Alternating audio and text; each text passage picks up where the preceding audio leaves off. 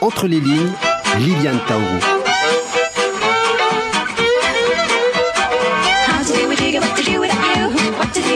Bonjour à tous et bienvenue dans Entre les lignes. Et ce mercredi 17 septembre, je reçois Luc Deborde des éditions Humanis. Bonjour Luc. Bonjour.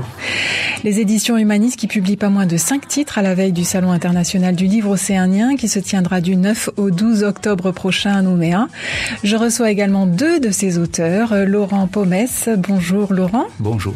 Et Joël Paul. Bonjour. Bonjour Liliane. Luc Deborde, pouvez-vous nous présenter votre maison d'édition ? Elle existe depuis combien de temps ? J'ai commencé un peu dans mon coin, on va dire, il y a 3 ans. Il y a vraiment 2 ans que ça a commencé à prendre de l'ampleur.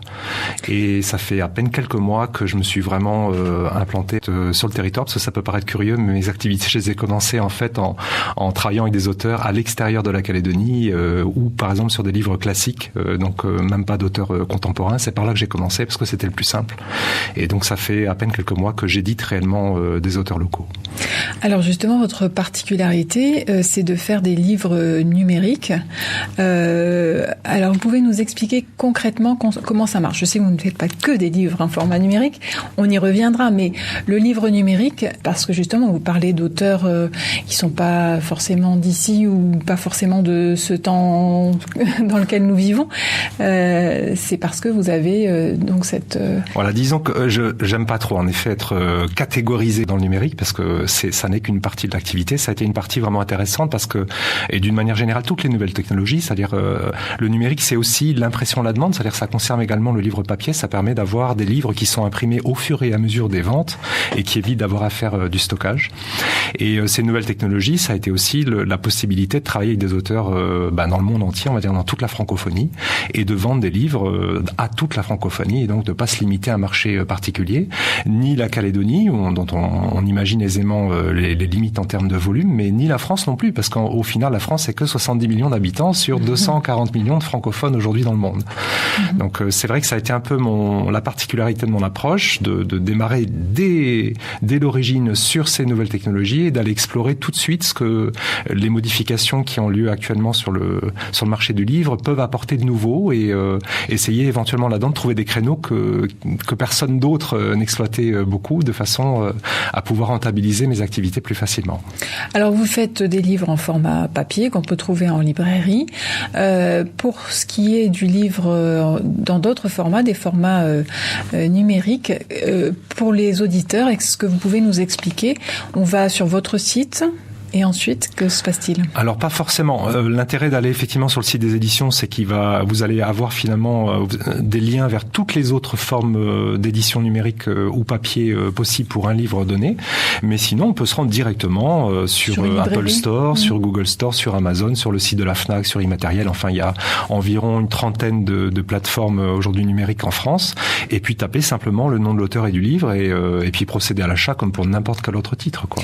On a un choix de format en numérique ? Oui, en fait, il y a certaines plateformes qui ont des formats propriétaires. C'est le cas d'Amazon, qui ne vend que de livres pour la tablette Kindle, qui était une tablette vraiment propriétaire d'Amazon. Pour ce qui est de la Fnac, ils ont également une petite préférence pour la tablette Kobo, qui collabore. En fait, il y a une collaboration entre cette société américaine Kobo et la Fnac. Après, il y a à partir du moment où on a un EPUB, par exemple, en gros, il y a 4 formats numériques. Il y a le PDF que tout le monde connaît, mais qui est pas très adapté en vérité à la lecture de façon confortable. Après, il y a l'EPUB qui est le format le plus répandu et qu'on peut charger sur tous les téléphones, les tablettes numériques Samsung, etc., etc. Et puis après, il y a surtout 2 formats propriétaires. On va dire le format Apple, qui est en fait un format EPUB un peu transformé, et le format .mobi, qui est le format d'Amazon. Donc ça, un peu technique. Je suis pas sûr que ça intéresse seulement les auditeurs, mais sachez simplement qu'à partir du moment où vous avez une tablette dans un format donné, vous allez, en général, vous avez 2 ou 3 sites d'achat auxquels vous êtes habitué par votre tablette, et les livres que je publie sont de toute façon présents sur tous les sites, donc on les trouvera sur ce site-là. Très bien. Alors vous vous installez maintenant de plus en plus dans le paysage du livre calédonien ou du livre en Nouvelle-Calédonie. Parlez-nous de votre catalogue. Comment est-ce qu'il s'étoffe ? Parce qu'il est quand même assez éclectique, il faut le dire. Vous avez commencé avec des rééditions de classiques, genre Proust.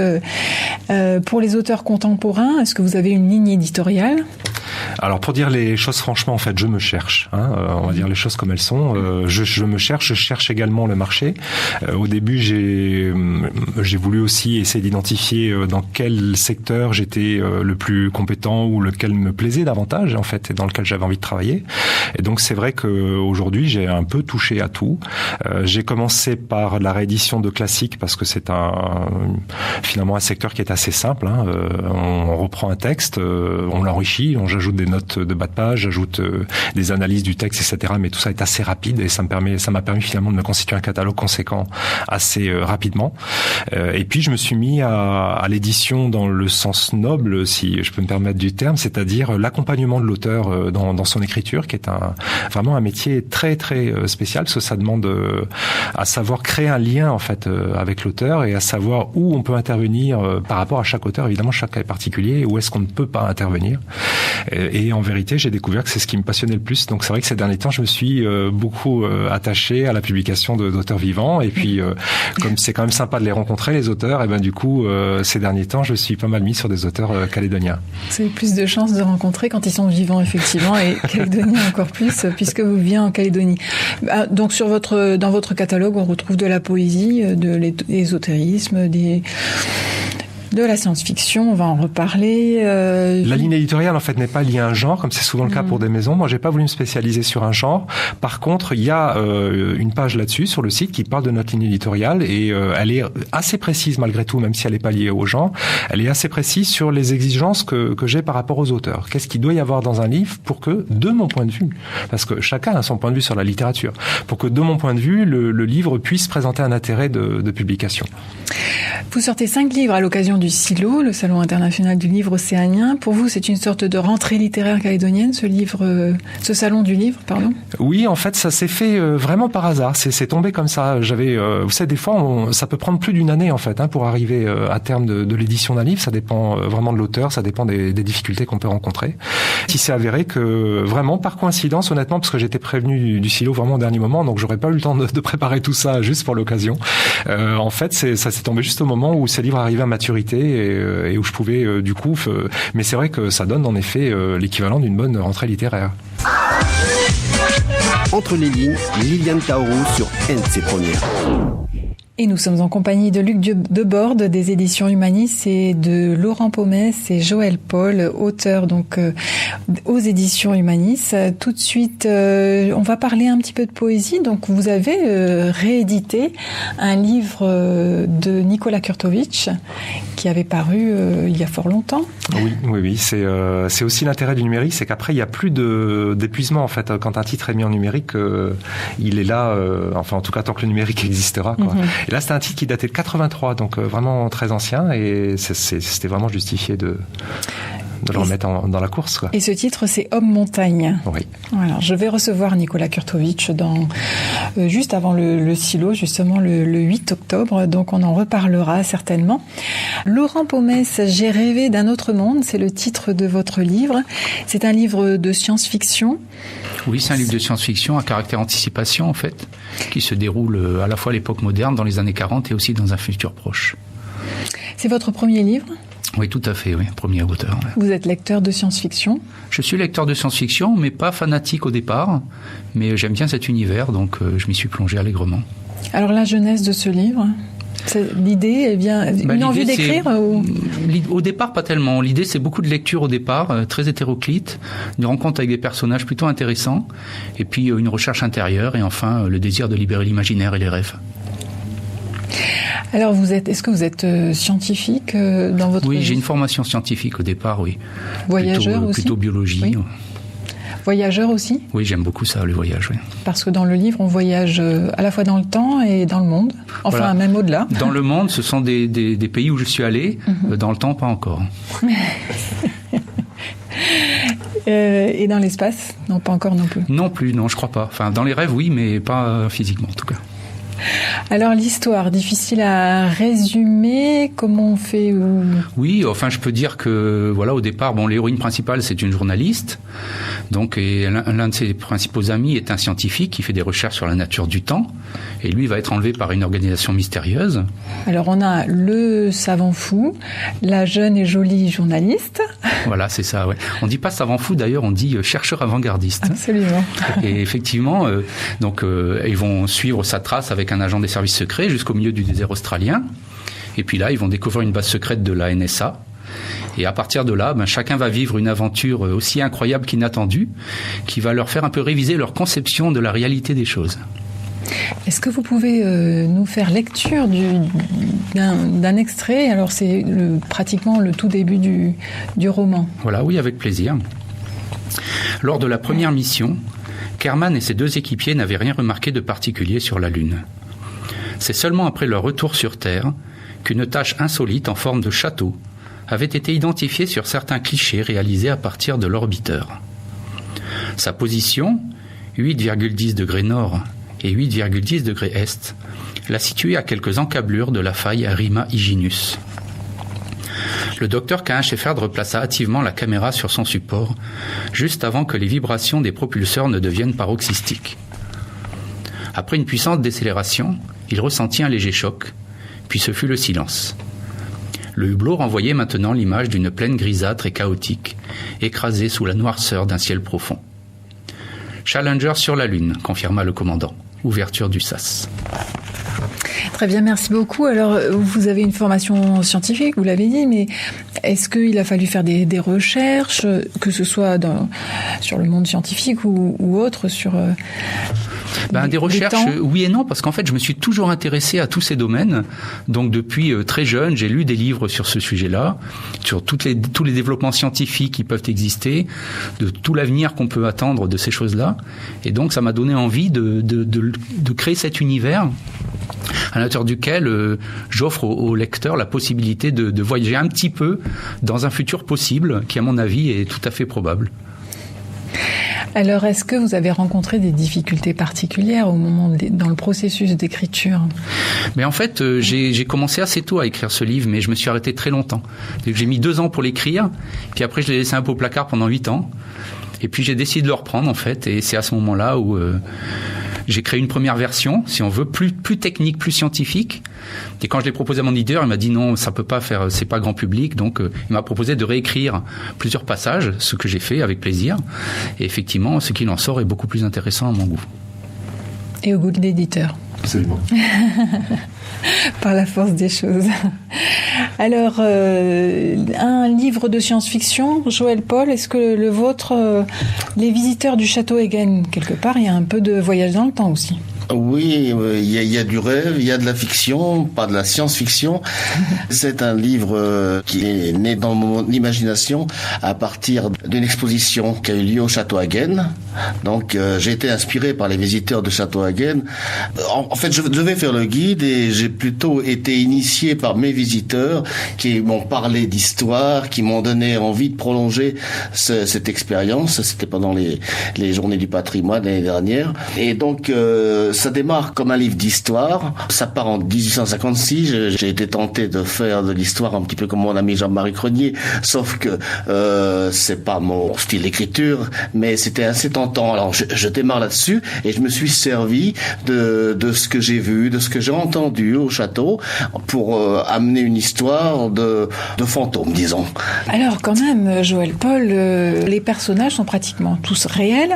Vous êtes vous-même dans ce livre. Est-ce que c'est bien un roman? Alors, les personnages sont réels au début. Et ensuite, ça part pas dans tous les sens, puisque je voudrais pas dévoiler la fin. Mais au départ, c'est cette fameuse exposition, La Veille des colons d'hier et d'aujourd'hui. Je faisais le guide, j'ai reçu une formation accélérée d'histoire par Christiane Terrier à l'époque. Ça m'a bien plu comme expérience. Et donc, c'est au cours de cette visite, j'ai imaginé que mes visiteurs étaient trop nombreux pour être tous des personnages vivants de la vallée des colons. Ça part de là l'idée, puisque en fait cette exposition a eu un énorme succès. Et puis on a vu débarquer, arriver tellement de monde que dans mon imagination, je me suis dit, ils viennent d'ailleurs ou ils viennent du passé. Voilà, l'idée c'est ça. C'est vrai que c'était une super exposition et je comprends que vous ayez été marqué. Alors c'était ma manière de prolonger l'exposition en fait. C'est une expérience très enrichissante pour moi, quoi. Alors Joël Paul, vous avez déjà publié des livres, des nouvelles vous-même d'ailleurs. Parlez-nous tous les deux, Luc Debord également, de la relation entre l'auteur et l'éditeur sur ce livre-là. Sur ce livre, moi j'avais aussi un grand besoin d'éditeur, donc ma rencontre avec Luc Debord était formidable pour moi parce que un petit peu comme le disait l'auteur précédent, la patte de l'éditeur va se voir dans ce livre où j'ai effectivement été obligé de faire des coupures assez grandes d'ailleurs parce que j'étais parti sur quelque chose de beaucoup plus volumineux, mais comme me disait Luc, ça casse l'histoire parce que en fait je pars d'un personnage qui s'appelle Victor de Malherbe, un jeune lieutenant arrivé en 1856 pour construire Port-de-France en fait, et puis c'est un personnage tellement intéressant qui est arrivé à 24 ans, qui est mort à 31 ans pendant l'expédition du Mexique. J'avais envie de continuer à parler avec ce personnage qui à lui seul aurait pu faire un livre. Mais comme entre-temps j'avais dérapé un petit peu sur mes histoires de fantômes, il fallait pas le faire. Donc là je vais écouter les conseils de mon éditeur et je pense avoir bien fait. Luc Debord, éditeur intraitable? Non, pas du tout intraitable, je crois pas. Il faut vraiment que l'auteur, c'est pas ce qu'un mariage. Il faut absolument que l'auteur reste propriétaire du livre et se sente toujours propriétaire du livre à la fin. Moi j'aimais des suggestions et c'est toujours l'auteur qui décide. Je suis assez intraitable par contre là-dessus. C'est-à-dire qu'il peut arriver que l'auteur me délègue un peu trop de choses et là je le ramène à sa place en lui disant non, moi je ne suis pas auteur du livre, c'est toi l'auteur du livre, c'est toi qui vas prendre ta décision en fonction du point de vue du tien et du mien, quoi. Laurent Pommet, cette première expérience pour vous, est-ce que vous allez la renouveler? Oui, ça donne envie de continuer, tout à fait. Et puis, vous écrivez toujours? J'ai pas encore recommencé le tome 2, enfin le tome 2 ou la suite, ou je sais pas si ça sera une suite ou une partie qui fait partie déjà du livre. Mais oui, ça me donne envie de continuer, tout à fait. Oui. C'est une bonne nouvelle. Oui. Pour vous aussi, l'éditeur. Oui. Pour les lecteurs qui vont découvrir, est-ce que ces livres sont déjà en librairie? Je les ai reçus hier, donc c'est vraiment, c'est plus que chaud, c'est brûlant. Donc on va avoir certainement des livres en librairie à partir de cet après-midi ou demain pour les premières librairies. Après, il faudra attendre que le circuit puisse se terminer. Par exemple, pour les grandes surfaces, ça arrivera sans doute seulement un petit peu plus tard. Je n'ai pas exactement les jours puisque j'ai confié la distribution à Bookin. Voilà, et je voulais parler des 5 titres, je peux les citer, parce qu'en fait, on avait un absolument, de Joël parce que vous êtes même l'auteur de l'un de ces 5 titres. Oui, je me suis pas oublié. Donc, effectivement, dans les 5 titres, il y a, en fait, c'est pas un roman, c'est une longue nouvelle qui s'appelle L'île maudite et que j'ai signée moi-même. Après, donc, on a Les visiteurs de Joël Paul, dont on a déjà parlé, Les visiteurs du château Hagen. J'ai rêvé d'un autre monde de Laurent Pamès, dont on a déjà parlé. Il y a également L'exil et mon royaume de Guillaume Berger. Et puis, bien sûr, Homme-montagne de Nicolas Kurtovitch, qu'on a rapidement cité au départ. Et puis il y a également une réédition qui, on va dire, c'est comme les Mousquetaires, les 3 qui étaient 4. Il y a une réédition également de Luna Cerco et Sandro Emilio d'un livre qui s'appelle Les Chants de l'âme et qui a été pas mal révisé avec une nouvelle couverture et qui est très très beau dans sa dernière version.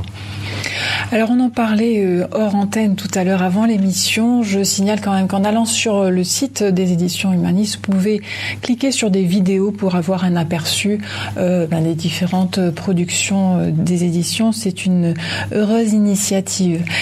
Je tiens à remercier pour finir mes invités, Luc Debord, éditeur donc aux éditions Humanis et auteur de L'île maudite, Laurent Pomès, auteur de J'ai rêvé d'un autre monde, et Joël Paul, auteur de Les visiteurs du château Hagen.